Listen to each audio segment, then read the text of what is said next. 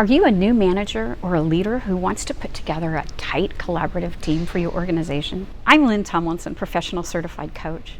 I work with leaders who want to build an effective team, but they keep running into wonky group dynamics and drama.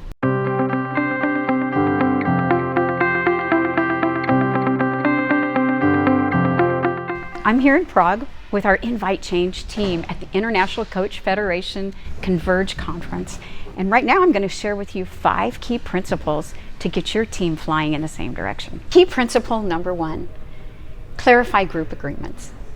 When everyone on your team decides together how you're going to make decisions, how you're going to interact and treat each other, you'll be on the same page to move forward. I suggest this. As coaches, we like to perceive everyone as being capable, resourceful, whole, and creative. That helps us assume the positive no matter what's going on. Key principle number 2.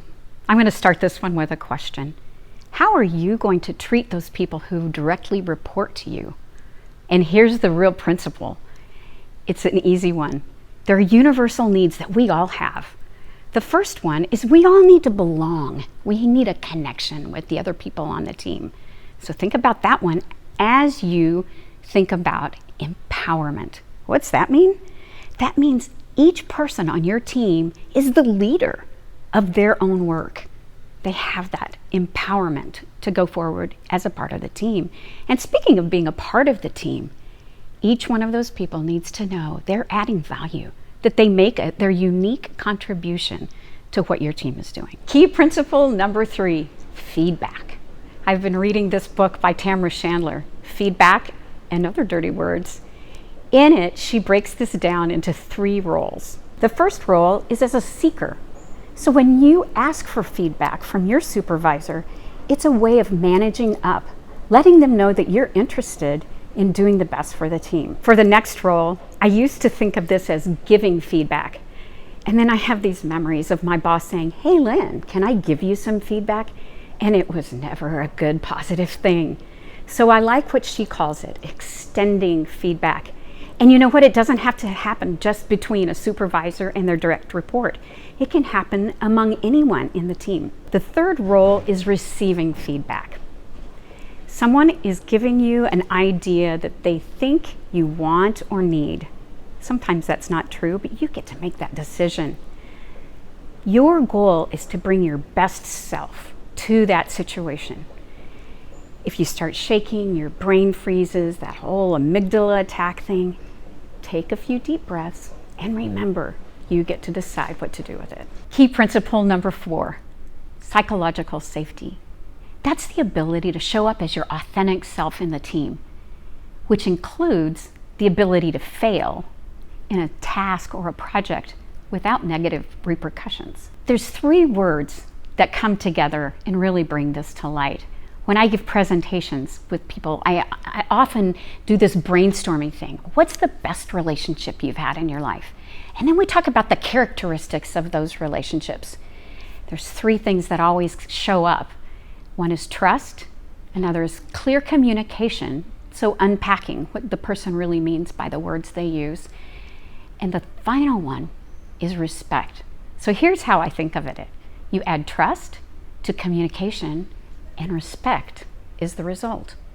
That's psychological safety. And here we are at key principle number 5. Check your stories. This refers back to some of the other things we talked about. Assuming the positive, clear communication and understand where the person is coming from, as well as respect, especially for diversity of personality, of cultures, of anything that might come up that you might not be on the same page with. Now, what's with the checking your stories? You know how nature abhors a vacuum? It's the same thing with information. If we don't know really what's going on, we will make it up in the form of a story that we tell ourselves and believe until we unpack those things and realize where the person is really coming from. Now that takes me to the platinum rule. Have you heard of that one? Well, you know the golden rule, right? Treat others the way you want to be treated. That's easy. You treat everybody the same. With the platinum rule, you treat others the way they want to be treated.